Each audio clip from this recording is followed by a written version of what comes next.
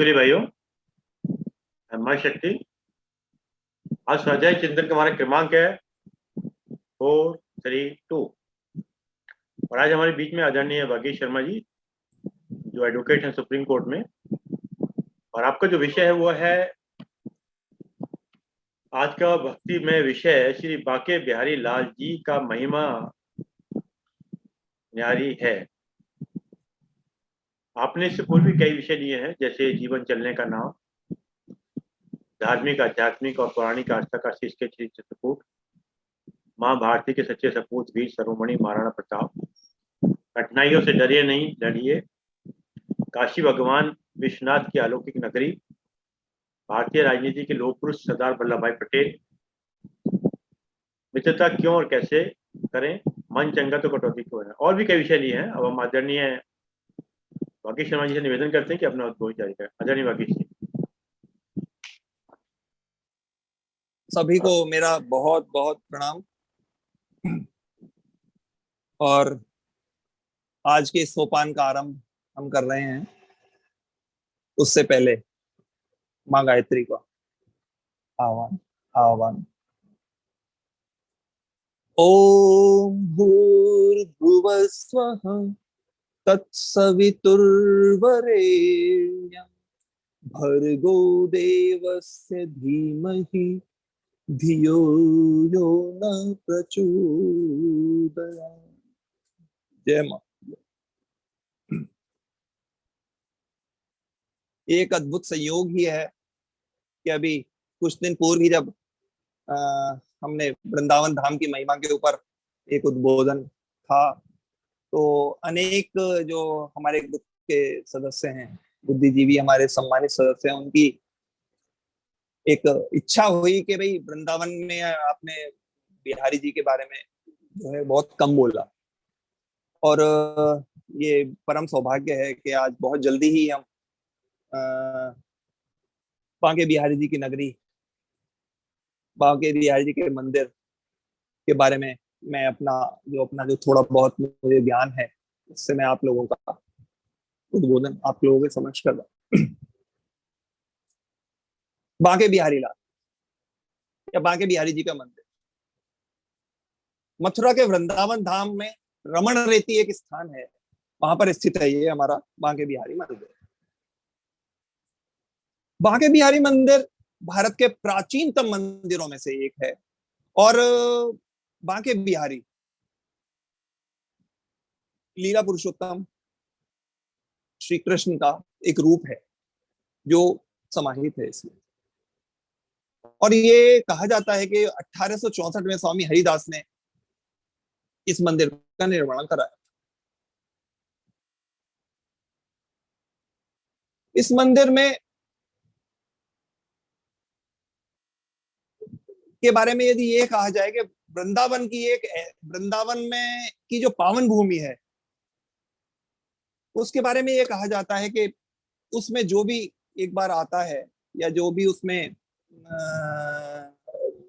रमता है या जो भी दर्शन करता है, जो कि वृंदावन की रज में के दर्शन करता है या उस पर आता है, वो बिहारी जी के दर्शन जरूर करता है। और ऐसे अनेक उदाहरण हैं कि जो बिहारी जी के दर्शन करने के बाद वो आदमी फिर वापस वहीं का होके रह जाता है बिहारी जी का। ये मंदिर, बांके बिहारी मंदिर, बिल्कुल वृंदावन के मध्य में स्थित है और चारों तरफ से बिल्कुल पूरी तरह से घिरा हुआ है। जैसा कि मैंने बताया कि इस मंदिर का निर्माण स्वामी हरिदास जी के सामूहिक प्रयास से कराया गया था। और शुरुआत में जो स्वामी हरिदास ने इस मंदिर में अपने किसी भी मतलब दान पुण्य नहीं लिया था, और अपने जो उसका कथा कीर्तन से उनको जो पैसा मिलता था उसी से उन्होंने इसका निर्माण आरंभ करा दिया। स्वामी हरिदास स्वयं एक उदासीन वैष्णव थे, और कहा जाता है कि उनके भजन कीर्तन से प्रसन्न होकर वो निधिवन में रहा करते थे, वहीं अपना भजन कीर्तन करते थे, वहीं उनकी कुटिया थी, और वहीं पर बांके बिहारी जी प्रकट हुए थे। जहां तक हरिदास जी का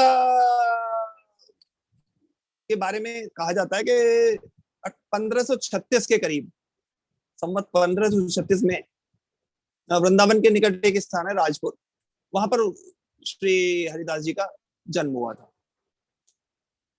इनके शुरू से ही आराध्य अपने बांके बिहारी श्री कृष्ण थे, और इनके पिता श्री गंगाधर और माता चित्रा देवी ने को शुरू से ही, आरंभ से ही लगने लगा था कि ये बालक बहुत ज्यादा भगवान के प्रति समर्पित है।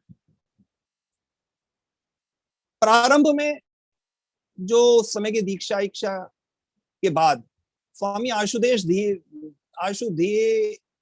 देव जी इनके गुरु थे, और जब ये अपने गुरु जी के पास पहुंचे थे तो गुरु की विलक्षण दृष्टि है, उन्होंने हरिदास जी को देखते ही वो पहचान गए कि ये तो कोई बहुत पवित्र आत्मा है। और संभवतया जो कृष्ण जी की दो प्रिय सखियां थी, वो राधा जी की जो प्रिय सखियां थी ललिता और विशाखा, उनमें से उनको लगा कि ये ललिता के ही कोई अवतार है। और संभवतया जब जिस दिन ये अपने गुरुजी के पास पहुंचे थे हरिदास जी, उस समय राधाष्टमी का दिन था, और राधा जी के मंगल महोत्सव के दिन ये वहां पर दर्शन करने गए थे, और भक्ति रस में डूब कर ये अपना गाना प्रभु के सेवा में अर्पण कर रहे थे। कहा जाता है कि इनकी भक्ति और गायन से रीझकर भगवान श्री कृष्ण इनके सामने आ जाते थे, और हरिदास जी मंत्रमुग्ध होकर भगवान श्री कृष्ण को की भक्ति में गाते भी थे, उनको दुलार भी करते थे, और उनके बारे में सब अपने भक्तों को बताते रहते थे। कुछ समय पश्चात हरिदास जी के एक शिष्य ने कहा कि स्वामी जी, आप कन्हैया जी का स्वयं दर्शन पाते हो, हमें भी किसी दिन सांवरे सलोने के दर्शन कराओ। हरिदास जी ने तो बिल्कुल निस्वार्थ सरल संत थे, वो बोले ठीक है शाम को। फिर वो अपनी भक्ति में, भगवान श्री कृष्ण की भक्ति में डूबकर भजन गाने लगे, और जैसे कि जाकी रही भावना जैसी प्रभु मूरत देखी तिन तैसी, उसी के बाद राधा कृष्ण जी की युगल जोड़ी वहां प्रकट हो गई।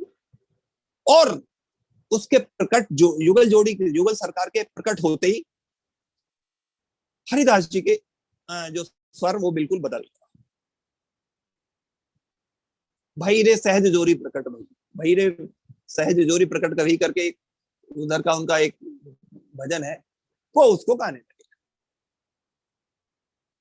अच्छा, प्रकट होने के बाद जब उनके सभी शिष्यों ने दर्शन कर लिए, तो अब राधे श्याम जी दोनों ने हरिदास जी से कहा कि अब तो हम प्रकट हो गए तो आपके पास ही रहेंगे। हरिदास जी ने ठाकुर जी से कहा कि भैया प्रभु, मैं तो एक संत हूं, आपका तो मैं सेवा कर सकता हूँ, लंगोट पहना सकता हूँ, लेकिन माता के लिए कहां से नित्य आभूषण और श्रृंगार कराऊंगा। और कहा जाता है कि भक्त की, हरिदास जी की बात सुनकर ठाकुर जी और राधा रानी मुस्कुराए, और युगल जोड़ी एक आकार होकर एक विग्रह के रूप में प्रकट हुई, और इसी को, इस श्री विग्रह को हरिदास जी ने बांके बिहारी जी का नाम दिया। बांके बिहारी मंदिर में भी हमें इसी के विग्रह के दर्शन होते हैं, और बांके बिहारी विग्रह में यदि हम देखें तो राधा कृष्ण दोनों समाये हुए हैं। और कहा जाता है, निश्चित माना जाता है, लोगों की मान्यता ही नहीं, लोगों का विश्वास है, और लोगों को बहुत अटूट विश्वास है कि राधा राधिनी के या बांके बिहारी के दर्शन करके आदमी की सारी मनोकामनाएं पूरी होती हैं, और सारे भक्तों के कष्ट दूर हो जाते हैं।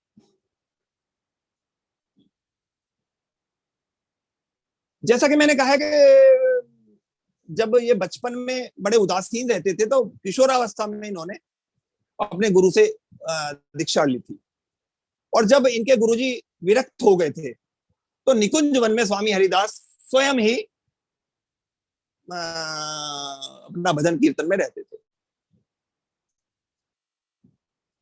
कहते हैं कि जिस दिन ये मूर्ति प्रकट हुई थी, या जिस दिन इन्होंने इस श्री विग्रह को पहले संभाला था, तो वो माघ की पंचमी तिथि थी। अतः हम इस माघ की पंचमी को ही बांके बिहारी जी का प्राकट्य दिवस मानते हैं, क्योंकि ये प्राकट्य दिवस मानते हैं और युगल सरकार की एक मूर्ति संयुक्त छवि हमारे सामने आई थी और उसके अंदर एक अलौकिक प्रकाश की अनुभूति थी। उससे ये भी माना जाता है कि ये राधा रानी का परिचायक है कि उनके अंदर जो वो अलौकिक छवि है। ठाकुर जी, कुछ लोग बिहारी जी को ठाकुर जी के नाम से भी कहते हैं, बुलाते हैं, लाड़ करते हैं या फिर उनको संबोधन करते हैं। अनंत संहिता में कहा गया है कि श्री दाम नामा गोपाल है, श्रीमान सुंदर ठाकुर है।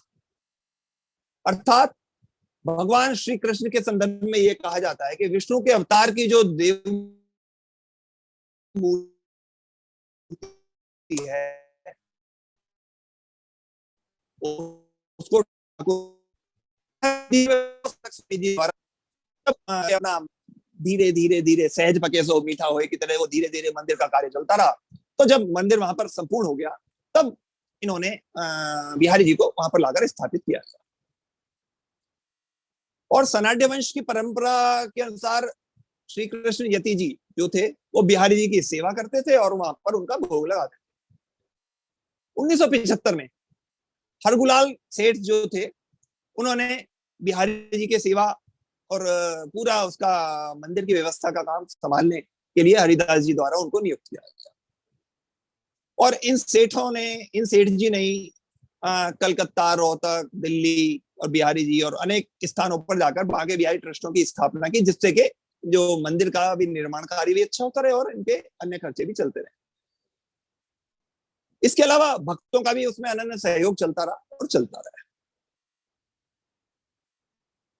इसके पीछे एक कथा यह कि वहां पर जब ये मंदिर यहाँ स्थानांतरित हुआ उसके बाद से पूजा चाहिए और हालांकि कालांतर में स्वामी हरिदास ने जो उपासना पद्धति बनाई थी, बाद में निम्बार्क संप्रदाय या सखी भाव संप्रदाय जो आमूल चूल परिवर्तन होते रहे और उसी दृष्टि से बिहारी जी की पूजा अर्चना का नियम विधान थोड़े थोड़े कभी कभी बदलते रहे और इसी हिसाब से सेवा और महोत्सव भी मनाए जा रहे। भगवान श्री कृष्ण को वंशीधर कहा जा सकता है क्योंकि वो वंशी धारण करते हैं, लेकिन बांके बिहारी जी के बारे में जो एक मुख्य बात है वो ये है कि बांके बिहारी मंदिर में केवल शरद पूर्णिमा के दिन ही बिहारी जी वंशी का धारण करते हैं और श्रावणी जो तीज होती है उसी दिन केवल झूले पर ठाकुर जी बैठते हैं। सबसे मुख्य बात यह है कि केवल जन्माष्टमी के दिन ही उनकी मंगला आरती होती है, बाकी और किसी दिन उनकी मंगल आरती नहीं होती और जिसका के बहुत सौभाग्यशाली लोगों को वो अवसर मिलता है।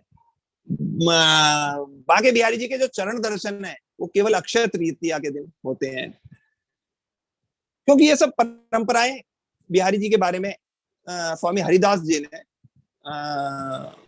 आरंभ की थी। जैसा कि आप सभी जानते हैं कि स्वामी हरिदास तानसेन के गुरु थे। हरिदास जी का बड़ा नैसर्गिक प्रेम ठाकुर जी के साथ था। कहा जाता है एक दिन प्रातःकाल जब स्वामी जी देखने लगे कि उनके बिस्तर पर कोई रजाई ओढ़कर सो रहा है तो उन्हें ने जोर से कहा कि अरे भाई कौन है मेरे बिस्तर पर जो सो रहा है, जबकि वास्तविकता ये थी कि बिहारी जी उस समय ठाकुर जी जो है स्वयं वहां पर हरिदास जी के बिस्तर पर सोए हुए। और जैसे ही बिहारी जी जब इन्होंने हरिदास जी ने कहा कि कौन मेरे बिस्तर पर सोएगा तो शब्द सुनते ही बिहारी जी अपने भाग लिए वहां से, लेकिन जल्दी जल्दी में वो अपना चूड़ा और बंशी को बिस्तर पर रख के चले गए। और स्वामी जी क्योंकि वृद्ध थे और बहुत ज्यादा उनकी दृष्टि भी तेज नहीं थी, बुजुर्ग थे, उनको ये समझ में नहीं आया कि ये कैसे हुआ। इसके पश्चात जब बांके बिहारी मंदिर के पुजारी जी ने जब सुबह को मंदिर खोला तो उन्होंने देखा अरे बिहारी जी की तो जो पालना है उसमें चूड़ी और वंशी नजर ही नहीं आई।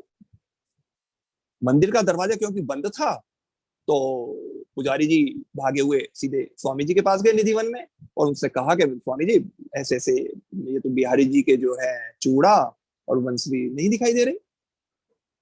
स्वामी हरिदास ने कहा कि भैया प्रातः मेरे पलंग पे कोई सोया हुआ था और जब मैंने आवाज दी तो वो कुछ छोड़ के भाग गया है और मुझे लगता है उसका कुछ सामान है। और जब पुजारी जी ने प्रत्यक्ष देखा तो वहां पर बांके बिहारी जी के चूड़ा और वंशी विराजमान थे। ये भी एक, इस बात से ये भी तथ्य सिद्ध हो जाता है कि बांके बिहारी जी रात को रास नचाने के लिए निधिवन में नित्य प्रति जाते थे और वहीं पर हरिदास जी के पास भी करते थे। और संभवतः इसी कारण बिहारी जी की मंगल आरती नहीं होती, क्योंकि ये विश्वास है कि क्योंकि रात में बिहारी जी रास रचाने के लिए निधिवन जाते हैं और सुबह को, क्योंकि रात को देर तक जागते हैं, इसलिए सुबह को उनके शयन में बाधा ना डाली जाए और उनकी आरती प्रातः की ना की जाए।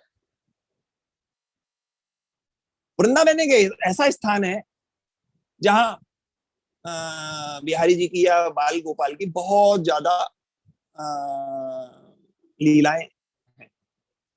यहाँ के लोग कहते हैं कि शाम के समय भगवान राधा और गोपियों के साथ आज भी लीला रचाते हैं। इसलिए यहाँ पर शाम होने के बाद, अब तो खैर है, उनको उठाकर और दुलार कर और तब उनको बैठाते हैं। इसी तरह शाम की आरती वक्त के समय भी घंटे नहीं बजाए जाते, जिससे कि उनकी शांति में कोई खलल ना पड़े। भगवान श्री कृष्ण को लड्डू गोपाल भी कहते हैं, बिहारी जी को लड्डू गोपाल भी कहा जाता है। और इस संबंध में अनेक कथाओं के साथ ये भी कथा प्रचलित है कि एक बार ठाकुर जी अपने एक हाथ में लड्डू, बिहारी जी एक हाथ में लड्डू और दूसरे हाथ में का लड्डू मुंह में रखकर खा रहे थे, तभी किसी भक्त ने उसको देखकर उन्हें देख लिया और बिहारी जी उसी स्थिति में लड्डू गोपाल के रूप में जड़वत हो गए और इसी स्वरूप की बाद में इनकी पूजा कराने लगे। उस दिन के बाद से उनको लड्डू गोपाल भी कहा जाता है। वृंदावन में बांके बिहारी मंदिर में चैत्र शुक्ल एकादशी यानी 15 अप्रैल से जनरली फूल बंगलों का आयोजन किया जाता है और पूरे श्रावण मास में अमावस्या तक ये जारी रहता है और करीब 100 दिनों तक मंदिर के परिसर में फूल बंगले सजाए जाते हैं, जिसमें देश विदेश के शानदार फूल आते हैं और जो ठाकुर जी हैं वो फूलों पर विराजमान होते हैं और पूरा जो उनका जो कक्ष है, पूरा जो बिहारी जी का मंदिर का जो परिसर है वो फूलों से की खुशबू से महका रहता है। फूल बंगले सजाने की परंपरा बहुत पुरानी है। मान्यता तो यह है कि ठाकुर जी को गर्मी से राहत देने के लिए फूल बंगलों की सेवा की जाती है और इसी मान्यता के चलते चलते विभिन्न राज्यों से, विदेशों से भी बंगले सजवाने के लिए भक्त आते हैं और इन फूल बंगलों के बीच में अपने बिहारी जी का जो दर्शन होता है उसको बिहारी जी दर्शन देते हैं। हर रोज अलग अलग डिजाइन के, अलग अलग फूलों के, अलग अलग रंग के, अलग अलग स्टाइल के बंगले यहाँ पर सजाए जाते हैं और ये क्वालिटी है सर कि केवल 3-4 घंटे में ही बंगला तैयार हो जाता है और सुबह की सफाई करने के साथ ही वहां पर उसमें बिहारी जी को उसमें विराजमान करके उन्हें बैठा दिया जाता है। बांके बिहारी जी के संबंध में अनेक प्रथाएं, अनेक कथाएं प्रचलित है। कहा जाता है कि एक भक्तिमती थी, वो अपने पति को बहुत अनुनय विनय करने के बाद उनको वृंदावन लाने के लिए राजी। दोनों आए और वृंदावन में बांके बिहारी जी के दर्शन किए। कुछ दिन बिहारी जी के दर्शन करने की इच्छा के लिए वो वहां पर रुक गए और जब दर्शन करने के पश्चात उसके पति ने कहा कि भाई भक्तिमती चलो, अब बिहारी जी के दर्शन का लाभ हो गया, चलो घर चलते हैं।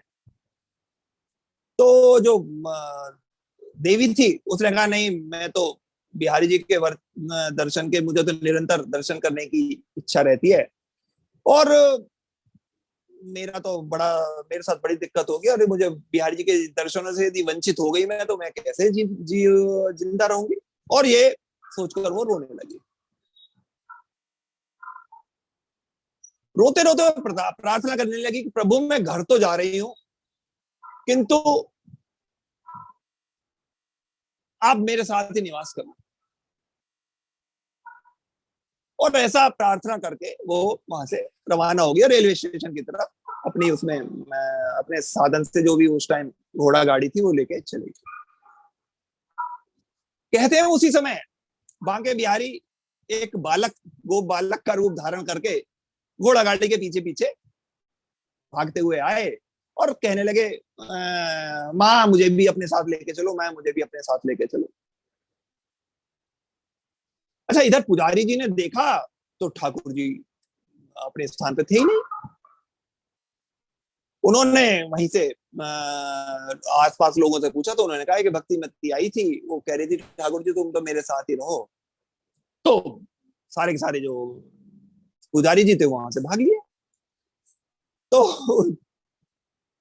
भागते भागते उन्होंने देखा कि ये तो बिहारी जी जो हैं वो तो उसमें घोड़ा गाड़ी में बैठे हुए जा रहे हैं, और वो भक्तिमती और बिहारी जी ऐसे बात कर रहे हैं जैसे कि कोई बालक बैठा हुआ हो या कोई अपने बच्चे से बात कर रही हो।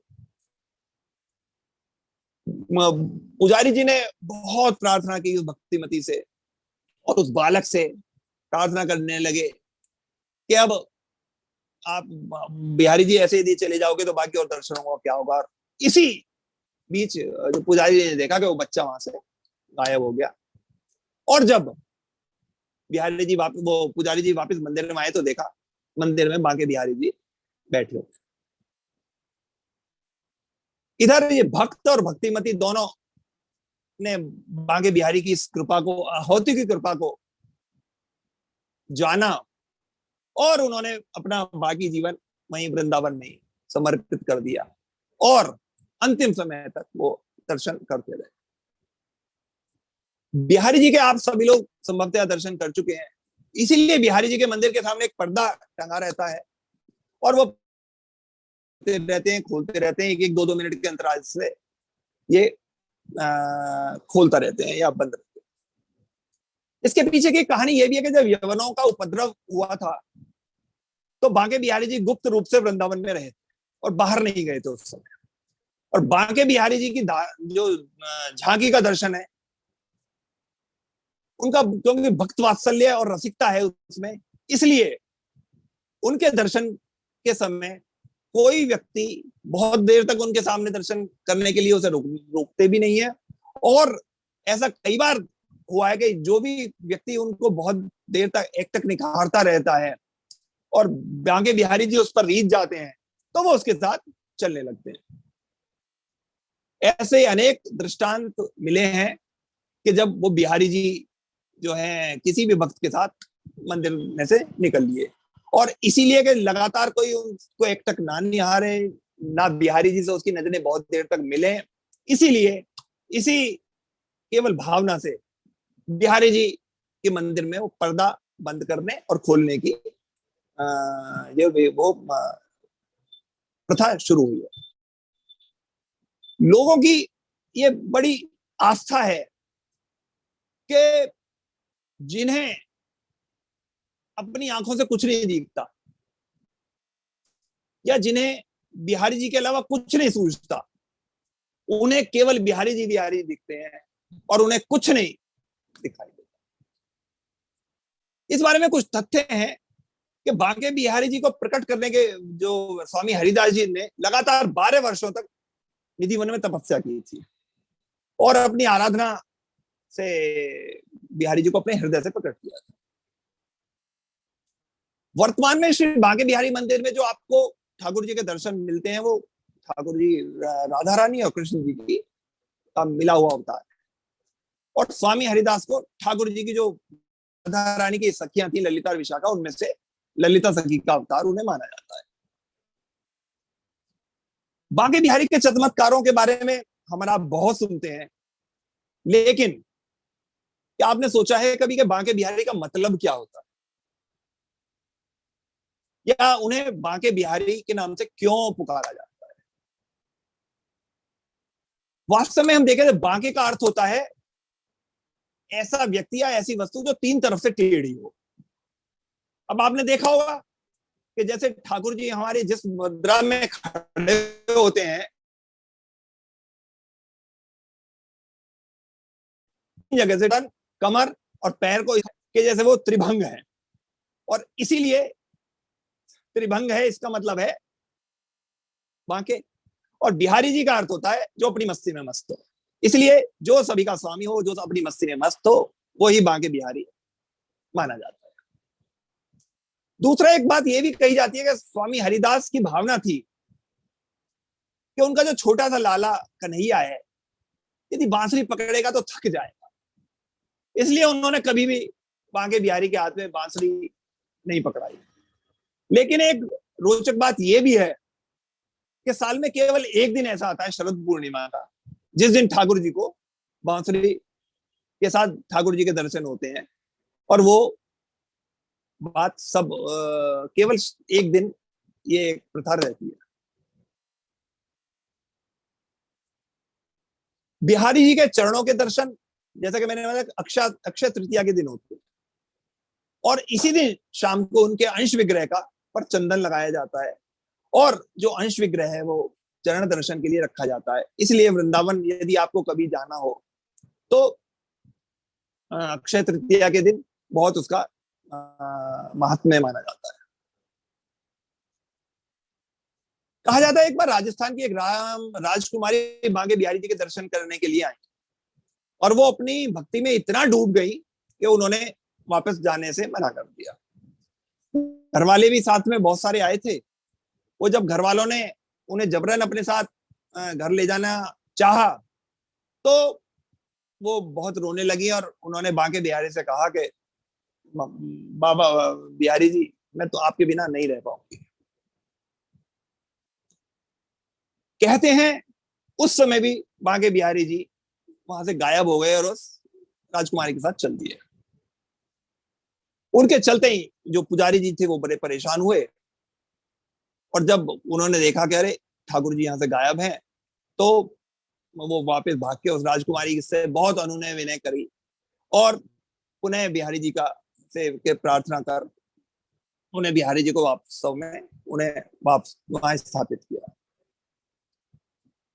बिहारी जी की महिमा अपरंपार है।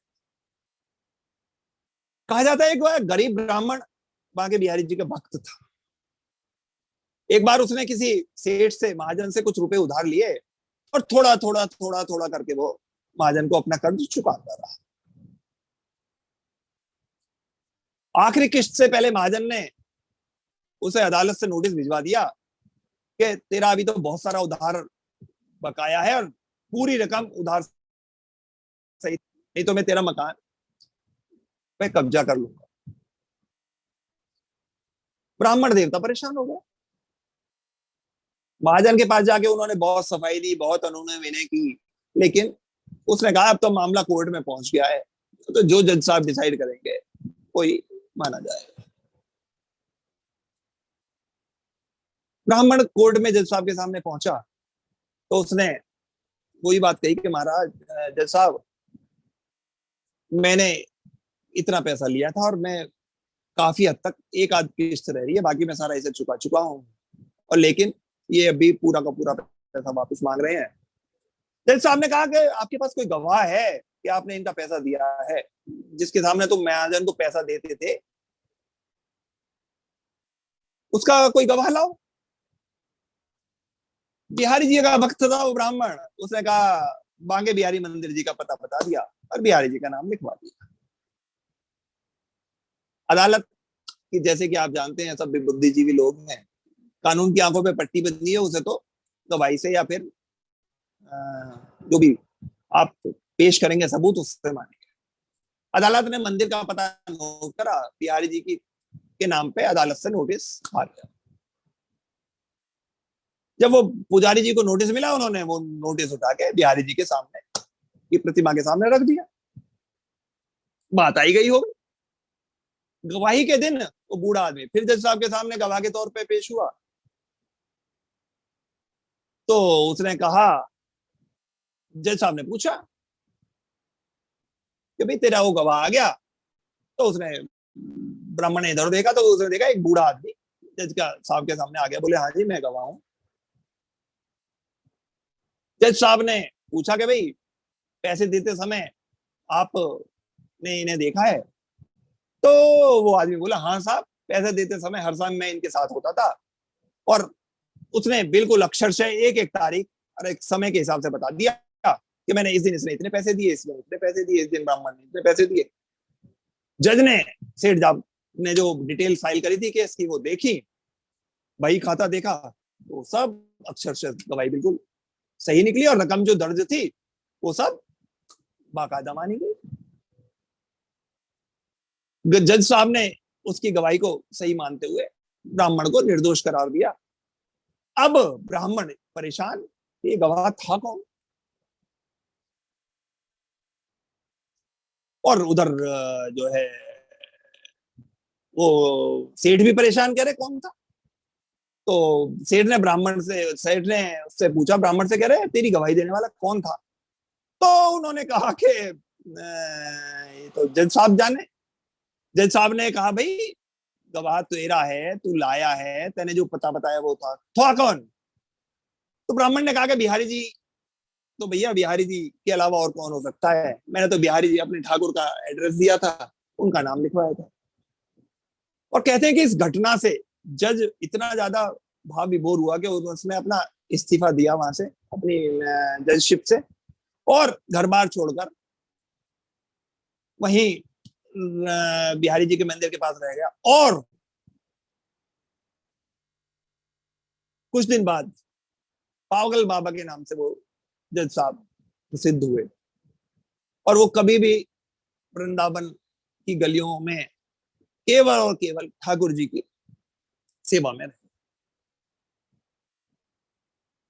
ऐसे बहुत सारे बातें बिहारी जी के बारे में कही जा सकती हैं। एक साध्वी करवा बाई थी जो बांके बिहारी को बाल भाव से उनकी पूजा करती थी, और भाव और आवेश में वो बिहारी जी के उससे बातें करती थी। और एक दिन उसने बिहारी जी से कहा कि मैं अपने हाथ से कुछ बनाकर खिलाना चाहती हूँ। बिहारी जी ने कहा, ठीक है माँ। अगले दिन बिहारी जी ने, वो कर्माबाई ने खिचड़ी बनाई और बिहारी जी का भोग लगाया।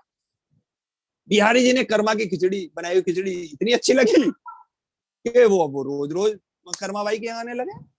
कर्माबाई भी रोज सुबह उठ के सबसे पहले खिचड़ी बनाती और उसके बाद उनको भोग लगाती, और बिहारी जी खिचड़ी का भोग लगा के चले जाते। एक बार एक पहुंचे हुए संत कर्माबाई के पास आए। उन्होंने जब ये कार्य कर्म करते हुए कर्माबाई को देखा तो उन्होंने कहा, क्यों बनाती हो? ना नहाती हो, ना धोती हो, ना रसोई साफ करती हो। कर्माबाई को ये बात कुछ जमी। अगले दिन कर्माबाई ने वैसा ही किया। जैसे ही सुबह हुई, भगवान आए तो बोले, माँ खिचड़ी लाओ। कर्माबाई बोले, अभी रुक जाओ, अभी मैं नहा धो के स्नान करके सफाई करके जब खिचड़ी बनाओ। और इस सब में के लिए तुम थोड़ा रुको। कर्माबाई की बात सुनकर ठाकुर जी बैठ गए। इधर मंदिर का खुलने का समय हो रहा था, तो भगवान ने कही, जल्दी माँ, जल्दी मंदिर के पट खुलने वाले हैं, मुझे जाना है, जल्दी दो खिचड़ी। भले कर्माबाई ने तो संत के अनुसार, बताए अनुसार स्नान ध्यान किया, खिचड़ी पकाई, जल्दी से भगवान जी को खिचड़ी खिलाई, और बिना पानी पिए ठाकुर जी वहां से भाग लिए। जैसे वो निकल के भाग रहे थे, बाहर संत ने देखा तो वो समझ गए कि ये तो ठाकुर जी है। संत भी पीछे पीछे भागे, और जैसे वो वहां पुजारी जी ने मंदिर के पट खोले तो उसने देखा भगवान के मुख पे खिचड़ी लगी हुई है।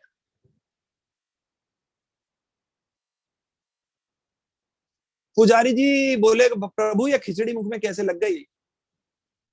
तो वो संत थे, उन्होंने सारा वाकया सुनाया। और उसके बाद उन संत ने, उन पुजारी जी ने मां से कहा, मां, नियम धर्म संतों के लिए है, आप तो जैसे बिहारी जी की सेवा करती हो वैसी करती रहो, खिचड़ी बनाए जाओ, खिलाए जाओ, क्योंकि ठाकुर जी तुम्हारे हाथ की खिचड़ी खाते हैं। और अगले दिन से उसी तरह से खिचड़ी बनती रही। बाद में कर्माबाई का निधन जब हुआ तो कहा जाता है भगवान बहुत रोए, और उन भगवान के जो मूर्ति से उससे यही संदेश आया कि अब मुझे खिचड़ी कौन खिलाएगा। और उस दिन के बाद से ये व्यवस्था की गई कि सबसे पहले बांके बिहारी को खिचड़ी का भोग लगाया जाए। एक और कथा है कि मंदिर का पुजारी, आप संभवतः आप लोगों ने सुनी भी होगी, मंदिर का पुजारी रात को पूजा के समय बिहारी जी के बिस्तर के नीचे 4 लड्डू रख दिया करते थे कि जिससे कि रात को यदि बिहारी जी को भूख लगे तो खा ले। एक रात पुजारी जी लड्डू रखना भूल गए। जब देर रात बिहारी जी को भूख लगी और लड्डू वहां मिले नहीं, तो पुजारी जी अपना दुकान बाहर बाजार में लड्डू खरीदने चल दिए। उस समय वो दुकानदार भी दुकान बंद करने के प्रकरण में था। तो बिहारी जी ने उससे कहा कि भैया जरा मुझे भूख लग रही है, 4 लड्डू दे दो। दुकानदार ने कहा लड्डू तो बचे नहीं है, कल लाना। बिहारी जी बोले अरे भैया जाके देख मेरे लड्डू 4 लड्डू रखे होंगे। दुकानदार को बड़ा विस्मय हुआ लेकिन जब वो अंदर गया तो उसने देखा 4 लड्डू है, क्योंकि आज दुकानदार जो पुजारी जी थे वो लड्डू ले जाना भूल गए। दुकानदार ने लड्डू देकर बिहारी जी से कहा कि पैसे तो दे दो महाराज। बिहारी जी ने कहा पैसे तो नहीं है, लो मेरा कंगन रख लो। और फटाफट कंगन को दुकानदार के पास फेंक के बिहारी जी भाग गए। अगली सुबह जब मंदिर के पट खुले तो बिहारी जी के हाथ में कंगन नहीं। आसपास के इलाके में ये बात फैल गई कि बिहारी जी का कंगन तो रात गायब हो गया। थोड़ी सी देर में ये बात गहमा गहमी चली रही थी कि एक दुकानदार कंगन लेके मंदिर पहुंचा और उसने ये सारी बातें जब पुजारी जी को बताई तो दुकानदार भी पुजारी जी भी बहुत भाव विभल हुए और कहते हैं वो दुकानदार ने भी उस दिन के बाद से अपनी दुकान बंद की और बस वो बिहारी जी की भक्ति में लीन हो गया। एक बार संत हरिदास से मिलने कोई व्यक्ति आए और वो कहीं बहुत दूर से आए थे और बहुत महंगा इत्र अपने साथ लेके आए थे। और जब वो हरिदास जी के पास पहुंचे तो हरिदास जी ध्यानमग्न थे। उन्होंने इत्र की शीशी हरिदास जी के पास आया हुआ वो व्यक्ति बड़ा विस्मय हुआ, बोले मैंने शीशी रखी थी और इतना महंगा इत्र कैसे सारे में ये फैल गया, रेत में कैसे मिला दिया। थोड़ी देर बाद जब हरिदास जी ने आंखें खोली तो उस व्यक्ति ने उन्हें प्रणाम किया। हरिदास जी से उस व्यक्ति ने कहा कि महाराज मैं आपके लिए इत्र लेके आया था लेकिन आपने तो मेरे इत्र को यहाँ रेत में मिला दिया। हरिदास जी ने कहा कि बेटा कोई बात नहीं, अभी तू दुखी मत हो, जा पहले बिहारी जी के दर्शन करा, उसके बाद आगे तेरे से बात करूंगा। जब वो व्यक्ति बिहारी जी के मंदिर में पहुंचा तो वहां चकित रह गया क्योंकि पूरा मंदिर का पूरा परिसर उस इत्र की सुगंध से महक रहा था। बिहारी जी इत्र में नहाए हुए थे और वो व्यक्ति भी, वो सेठ भी जो इत्र लेकर आया था दूर से, उस दिन के बाद से वृंदावन में लेट लिया। 6:40 एक लड़की थी छोटी सी जो कृष्ण जी को की भक्त थी और भगवान के भजन किया करती थी। तो बिहारी जी की जो अलौकिक बातें हैं ये बहुत गजब है। भक्ति करते करते वो बड़ी हो गई और उसका विवाह वृंदावन में ही किसी अच्छे घर में हो गया। विवाह के बाद वो पहली बार वृंदावन आई तो क्योंकि नई नवेली दुल्हन थी तो वो कहीं ना आ सकी ना जा सकी और वापस मायके चली गई। मायके से कुछ दिन पश्चात उसका पति फिर उसे लेने आया और वो वृंदावन में आ गई। पहुंचते पहुंचते क्योंकि शाम का समय हो रहा था और वृंदावन में यमुना के किनारे उन्होंने थोड़ी देर के लिए रुक गए तो वो कहने लगे कि चलो शाम का समय है, यमुना जी में स्नान करके मैं अभी आता हूँ, तुम पेड़ के नीचे बैठी रहो और सामान की जरा मेरे की देखभाल करती रहे ना, मैं बस जाता हूँ और आता हूँ, ये सामने ही। और ये कहकर वो व्यक्ति स्नान करने चला गया। वो कन्या नव विवाहिता, लंबा सा घूंघट उसने निकाल रखा था क्योंकि गांव है और ससुराल में क्योंकि आई है इसलिए उसके बारे में विचार कहीं कोई उल्टा सीधा ना करे। लेकिन बैठे बैठे मन में विचार करने लगी कि देखो बांके बिहारी जी की कितनी कृपा है कि मैंने बचपन से ही उनका भजन किया और उनकी कृपा से ही मेरा विवाह यहाँ वृंदावन धाम में हो गया। मैं इतने वर्षों से ठाकुर जी आपकी सेवा करती हूँ लेकिन मेरा आज तक आपसे कोई रिश्ता नहीं जुड़ा। फिर वो सोचने लगे कि ठाकुर जी की उम्र क्या होगी।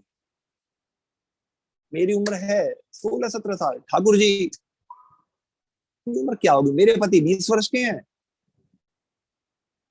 इसलिए ठाकुर जी भी मेरे पति से 1-2 साल छोटे होंगे, और हो सकता है फिर मेरे देवर हुए इस हिसाब से। तो अब उसने अपने ख्यालों में या भक्ति भाव में ठाकुर बागे बिहारी जी से अपना देवर का रिश्ता जोड़ लिया। वो इस संबंध में बहुत प्रसन्न हुई और सोच सोच कर वो प्रफुल्लित हो रही थी। वो कह रही थी कि ठाकुर जी अब तो आप मेरे देवर हो गए और मैं तुम्हारी भाभी। अब वो समय कब आएगा जब मैं आपको के दर्शन मुझे होंगे और आप मुझे भाभी भाभी कहकर पुकारेंगे। वो ये सोच ही रही थी कि तभी 10-12 साल का एक बालक आया और उससे मैडम से बोला भाभी भाभी।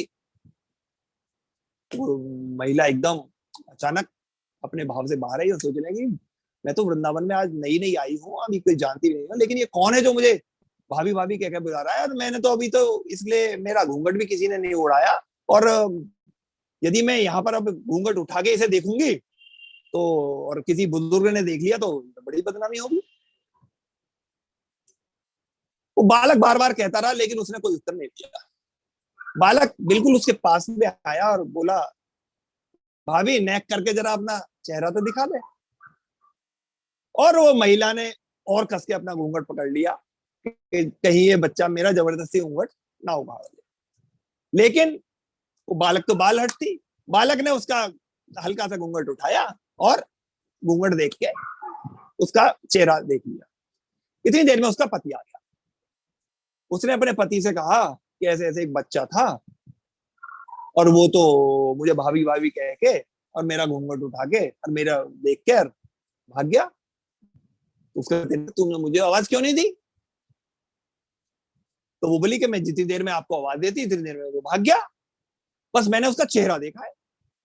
पति बोला, कोई चिंता मत कर, ये वृंदावन कोई बहुत बड़ा नहीं है, किसी ना किसी दिन, हम अभी नए नए आए हैं, किसी दिन घूमते फिरते यदि वो मिल जाए तो मुझे बता दियो, मैं उसकी हड्डी पसली एक कर दूंगा, चिंता मत। बात आई गई हो गई। कुछ दिन बाद जो उसकी सास थी उसने कहा, बेटा देख तेरे विवाह को इतने दिन हो गए, अब तो बहू भी आ गई है, मायके भी हुआ ही है, तुम एक दिन बागे बिहारी जी के दर्शन कराओ और प्रसाद चढ़ा के बहू को भी दर्शन करा लो। अगले दिन दोनों के दोनों पति पत्नी ठाकुर जी के दर्शन के लिए चल दिए। मंदिर में सदा की तरह भीड़ थी। तो वो पति बोला कि तुम स्त्रियों की तरह की वाली लाइन में जाके दर्शन कर लो, क्योंकि इधर तो बहुत भीड़ है, और मैं दूसरी तरफ से आता हूँ और आगे फला फला गेट पे अपन मिल जाएंगे।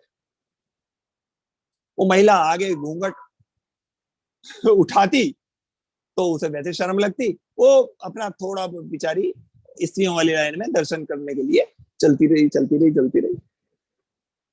थोड़ी देर में उसके पति ने आगे कहा, अरे बावली, बिहारी जी तो सामने है, घूंघट क्यों नहीं उठा रही? अरे घूंघट यदि नहीं उठाएगी तो बिहारी जी के दर्शन कैसे होंगे?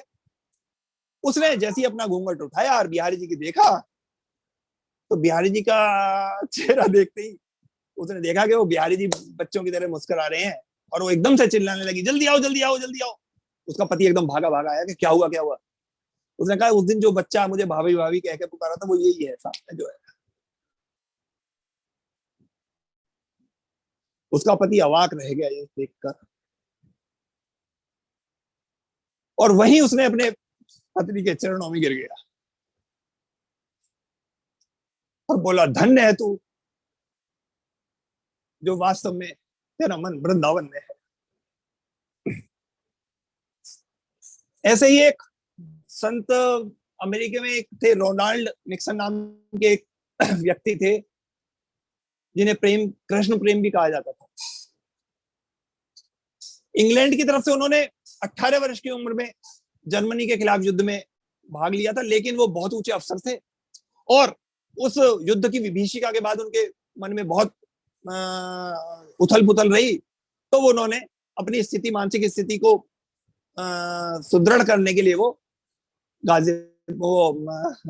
इंडिया आए और वहां पर वेदांत, ईश्वर ज्ञान और भगवान बुद्ध के बारे में इसी तरह कृष्ण प्रेरणा में आकर वो ब्रज में आकर बस गए। भगवान श्री कृष्ण उनका बहुत प्रेम था और वो बिहारी जी को भी छोटा भाई मानते थे। एक दिन उन्होंने हलवा बनाया और बिहारी जी का भोग लगाया। पर्दा हटाकर देखा तो हलवे में छोटी छोटी उंगलियों के निशान थे। ये देखकर निक्सन की आंखों में आंसुधारा बहने लगी कि वो पहले भी कई बार भोग लगा चुके थे लेकिन ऐसा महसूस नहीं किया था। इसी बीच एक घटना और घटी। ये निक्सन, सर्दियों का समय था, निक्सन कुटिया के बाहर सोते थे और प्रतिदिन उनका नियम था कि अंदर बिहारी जी को अपना अपना सुलाकर रजाई उड़ाकर सो जाते थे। एक दिन रात को निक्सन सो रहे थे। रात को अचानक उनको ऐसा लगा जैसे किसी ने उन्हें आवाज दी, दादा दादा। जब उन्होंने उठकर देखा तो वहां कोई नहीं दिखाई दिया। उन्हें लगा हो सकता है मेरा भ्रम हो। थोड़ी देर बाद उन्हें फिर आवाज आई, दादा दादा। जब उन्हें अंदर जाकर देखा तो उन्होंने देखा कि आज वो ठाकुर जी को रजाई उड़ाना भूल गए थे और वो वहीं, उनको लगा कि बड़े प्यार से ठाकुर जी से बोले कि अरे ठाकुर आपको भी सर्दी लगती है क्या। और इतना कहने के बाद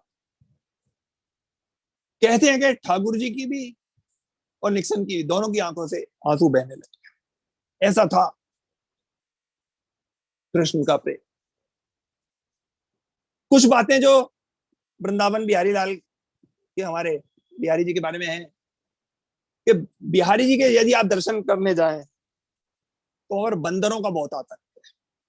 आपका चश्मा, आपका मोबाइल बंदर किस सफाई से ले जाएगा आपको पता नहीं चलेगा। बिहारी जी की जो कुंज गलियां हैं, उन गलियों में कुल्हड़ की लस्सी और चाट का जो आनंद है वो आपको अन्यत्र कहीं नहीं मिलेगा। ब्रजवासी के पेड़े का प्रसाद लगता है और आप तय मानिए आपके यहाँ गली मोहल्ले में जो भी है, आप जब भी बिहारी जी के दर्शन करने जाएंगे तो वो यही कहेगा कि भैया बिहारी जी के जा रहे हो दर्शन करने। बिहारी जी के पेड़े का प्रसाद चढ़ता है, रंग बिरंगी फूलों की मालाएं होती हैं और बिहारी जी के मंदिर के बाहर से जब आप निकलेंगे तो आपको बांसुरी, मोर पंख आदि भगवान की सब चीजें आपको मिलती है। बिहारी जी की महिमा अपरंपार। बांके बिहारी लाल के बारे में क्या कहा जा सकता है और क्या रोका जा सकता है। बांके बिहारी की महिमा अलौकिक है, अनोखी है। केवल मैं दो चार बातें यहाँ आपको बता सकता हूँ। मेरे बांके बिहारी लाल तू इतना ना करियो श्रृंगार, नजर तो है लग जाएगी कान्हा रे, नजर तो है लग जाएगी। तेरी सूरतिया पे मन मोरा अटका, प्यारा लागे तेरा पीला पटका। तेरी टेढ़ी मेढ़ी चाल तू इतना ना करियो श्रृंगार, नजर तो है लग जाएगी मेरे बांके, नजर तो है लग जाएगी। तेरी मुरलिया पे मन मुराटका, प्यारा लागे तेरा नीला पटका।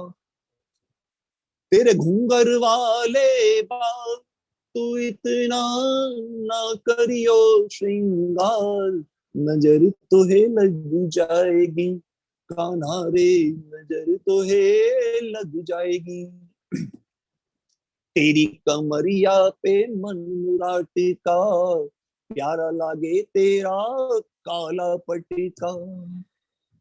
तेरे गल वैजंती माल तू इतना ना करियो श्रृंगार, नजर तो है लग जाएगी कान्हा रे, नजर तो है लग जाएगी मेरे बांके बिहारी लाल। बोलो बांके बिहारी लाल की जय। धन्यवाद आदरणीय वकील शर्मा जी। आज आपने श्री बांके बिहारी लाल की महिमा सबसे न्यारी पर लिया। अब मैं लोग को अनम्यूट कर देता हूँ। वैसे आज आपने बहुत सुंदर, बड़ा एक भक्ति में और बड़ा ही, उससे खैर आप तो हर एक सब्जेक्ट बड़े अच्छे रहते हैं, और वास्तव में आप एक जगह तो आप बड़े भाव विभोर हो गए थे, और जिस तरीके से आप हृदय से अपनी बात कह रहे थे, तो वो वही व्यक्ति हो सकता है जो कि इतना कर सकते सर कई बार, जितनी बार भी मैं गया हूँ, कई बार लगता है कि अरे यहीं बसो, यहीं बसो, यहीं बसो, लेकिन है ना, और भी गम है जमाने में, परिवार है, परिजन है, अपने से ऊपर वाले भी, अपने से नीचे वाले भी हैं, तो बहुत सारे फैक्टर्स हैं सर। पर वास्तव में ये दुनिया जो है ना, अंतिम आनंद वही है सर, आनंद वही है। तो ऊपर नीचे के अलावा बीच में हम लोग हैं। बस सर बीच में है। आपने ही तो सुनाया था सर वो, ये जो बीच हमारी जो पीढ़ी है ना, ये वो पीढ़ी है जिसने ऊपर वालों की भी सुनी और नीचे वालों की भी सुन ली है। आपने ही सर, आपका ये, मुझे अभी वो शब्द याद है कि आखिरी पीढ़ी है ये जो पहले वाले, जिसने पहले वालों की भी सुनी और हमारी भी, आगे वालों की भी सुन ली है। चलिए, अच्छा, बाकी बिहारी बहुत जी की जो बहुत, प्रतिमा बनी, ये मेरे ख्याल से कहते हैं किसी शिल्पकार ने नहीं बनाई शायद, नहीं नहीं नहीं, ये स्वयं प्रकट हुई है ना। हाँ। प्रकट हुई थी सर वो, स्वामी हरिदास जी मध्य प्रकट हुई थी।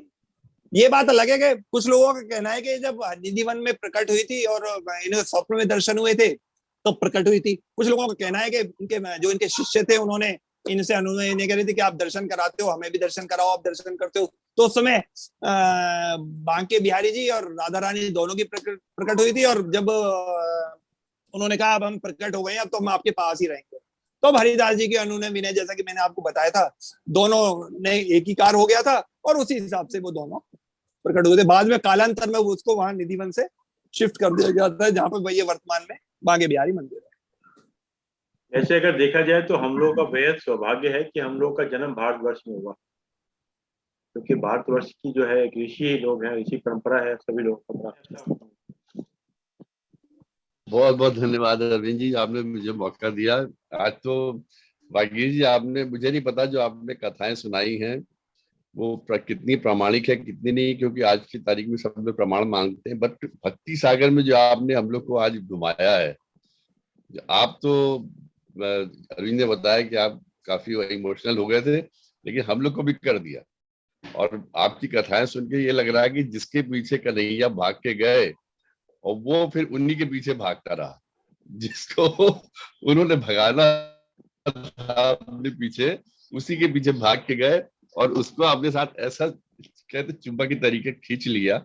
और ये मैं खुद भाव विभल इसलिए हो रहा हूँ और मेरे लिए इतनी उपयोगी जानकारी है और सामयिक है, क्योंकि मैं कल सवेरे वृंदावन जा रहा हूँ। एक एक चीज सुन रहा था। मैं कल वृंदावन जा रहा हूँ, आज बड़े कायदे से सुन ले चीजों को, कि पता नहीं कौन सी घटना मेरे साथ घटित हो जाए, और भगवान करे कुछ ऐसा हो जाए, क्योंकि अब तो हम लोग फ्री हैं। भगवान किस तरीके मेरा पीछा करे ताकि मैं जिंदगी भर इनका पीछा करता रहूं। ईश्वर की, आज आपने वाकई में भक्ति सागर में गोते लगवाए हैं, जो एक एक कथा और किस तरीके से, ये तो आपका खैर व्यक्तित्व है, आप जिस तरह से बात कहते हैं हर चीज आपको याद रहती है, टिप्स पे रहती है, और बड़े सुंदर शब्दों में आप उनको अपने ही शैली में बताते हैं, उसके लिए बार बार कहने की आवश्यकता नहीं है। और कहाँ से सामग्री जुटाते हैं, ये बड़ी सोचने वाली बात है, हर सब्जेक्ट पे, हर विषय पे। उस दिन अनफॉर्चुनेटली जिस दिन आपने वृंदावन के बारे में बताया था, उस दिन मैं था नहीं, और आज अब, लेकिन मुझे लगता है कि मुझे एलिक्सिर मिल गया, वो जो उसका सार होता है ना। तो उस दिन में आप बैठे, एकदम से मैंने देखा 6:01 और भागा भागा फोन उठाया, मैं कहा चलो, तो you had just started, Arvind ji बोल रहे थे, तो मेरे कुछ मिस नहीं किया मैंने। अब बीच में थोड़ा सा वाईफाई की गड़बड़ी हो गई, तो उसमें एक आपका भजन का शुरू की 2 लाइनें मिस की हैं, बट मैंने पूरा सुना। बहुत आनंद, मुझे लगता है जितने लोग आज थे, और मैं शुरू से देख रहा था 10+ चल रहा था, डबल डिजिट में लोग थे आज जूम मीटिंग में, बड़ा वो संख्या देख के भी अच्छी लगी। और सब ने आनंद के सागर में गोते लगाए होंगे। आपका इस वक्त मैं आपको क्या कहूँ, इसके लिए धन्यवाद भी नहीं दे सकता जो आज आपने आनंद दिया है। हम लोग तो बस सब भाव विभल है, और इसके आगे कोई आपका थैंक यू नहीं, कोई कुछ नहीं, but you did a wonderful job. आज आपने बहुत भक्ति किया, मुझे तो लगा था पांडे जी जितने भाव विभल हो, वो भी पूरे डांस सुन रहे थे, मैं भी डांस लगाए हुए एक चीज को, बड़ा आनंद है, बड़ा आनंद ही आनंद था, आज मस्ती थी, मजा आ गया। Thank you. नैब साहब, मैं एक बात कहूंगा। वैसे तो हमारे सभी लोग आदरणीय हैं और सभी लोग दोस्तों बढ़िया जी बोलते हैं, आज एक्चुअली बोलना था आर्यन पांडे साहब को, एकदम सेकंड में आपको नाम चेंज हुआ ये। मतलब ये कोई तरंगे हैं जो पता नहीं किस तरीके से कहाँ खींच के लाती है, क्योंकि ईश्वर जो है भाव के ही भूखे होता है, भाव का ही अभाव है अच्छे समय में। तो ये ईश्वरीय व्यवस्था है। और मैं तो बल्कि अभी कुछ किसी से कह भी रहा था कि वागीश जी से, कि हमारा कार्यक्रम भी ईश्वरीय व्यवस्था चल रहा था भैया। हमारा कोई ये मान के चले कि हम चला रहे, बिल्कुल नहीं है, तो हमारा 1% योगदान है। सही बात कह रहे हैं आप। आज जो आपने प्रोग्राम जैसे भेजा इतने महीनों का आगे का, तो हम लोग जब शुरुआत की थी तब ये नहीं सोचा था कि इस तरीके चलेगा, और जिस तरह से चलता जा रहा और आगे का भी आपने व्यवस्था कर दी है, ये आपने नहीं की है, पता नहीं कौन करा रहा आपसे, और लोग खुद ही आके जुड़ रहे हैं, नए नए लोग भी आ रहे हैं, एंड ईश्वर की बड़ी कृपा से। आज मैं एक चीज को कन्फेस करूंगा कि जब शुरू में कार्यक्रम किया था तो मैं काउंटिंग किया करता था, कितने आए, कितने गए, कितना हुआ, फोन करता था, बोलाता था। अब मैं कुछ नहीं करता, मैं कहता हूँ ये ईश्वरीय कार्य है तो ईश्वरी फोन करेंगे। मतलब मेरे अंदर ये है कि बस एक बोलने वाला और एक मैं सुनने वाला हूँ, वही काफी। मतलब बाकी तो हरी कृपा है। हाँ जी ना बिल्कुल सही काउंटिंग बात। से मेरा कोई हो रहा, सरोकार के कितने आ रहे हैं, कितने, वो सब ईश्वर की, क्योंकि यहाँ पर आना, सत्संग में बैठना, ये ईश्वर की कृपा से होता है। क्योंकि हम चाह के भी समय नहीं निकाल सकते। क्योंकि व्यक्तिगत रूप में अगर मैं ये मानूं कि मैं जो बैठा हूँ या मैं कर हूँ, तो व्यक्तिगत रूप में मेरे भी कई कार्य असाइनमेंट है, या आज के टाइम में जैसे जून जुलाई का टाइम चल रहा है, रिटर्न्स का चल रहा है हमारा, उसके बाद भी ईश्वर की व्यवस्था है। मतलब कहीं मुझे कोई वो नहीं होता ना, और चेहरे पर निश्चितता रहती है ना हर चीज के अंदर। चलिए साहब, बहुत अच्छा लगा सर, धन्यवाद आदरणीय साहब, धन्यवाद आदरणीय वागीश शर्मा साहब, आपने समय निकाल के समय दिया। और जैसे कि एक विचार के साथ अपनी बात को समाप्त करते हैं। आज का विचार, रिश्ते कभी कुदरती मौत नहीं मरते। रिश्ते कभी कुदरती मौत नहीं मरते, इनका इंसान खुद कत्ल करता है। कभी नफरत से, कभी नजरअंदाज से, तो कभी गलतफहमी से। हमारा विश्वास पहाड़ को भी खिसका सकता है, हमारा विश्वास पहाड़ को खिसका सकता है, लेकिन हमारा शक पहाड़ खड़ा कर सकता है। लेकिन हमारा शक पहाड़ खड़ा कर सकता है। आइए साहब, 3 बार उनको क्या करते हैं।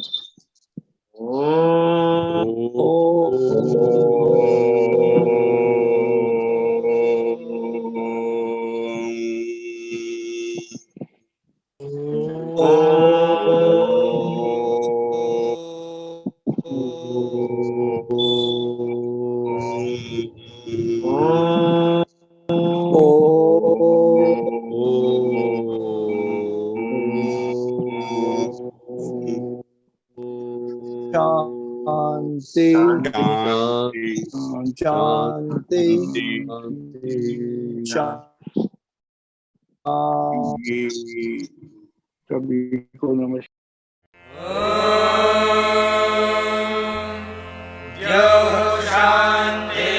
शान्तिरन्तरिक्षं शान्तिः पृथिवी शान्तिरापः शान्तिरोषधयः शान्तिः वनस्पतयः शान्तिर्विश्वे देवाः शान्तिर्ब्रह्म शान्तिः सर्वं शान्तिः शान्तिरेव शान्तिः सा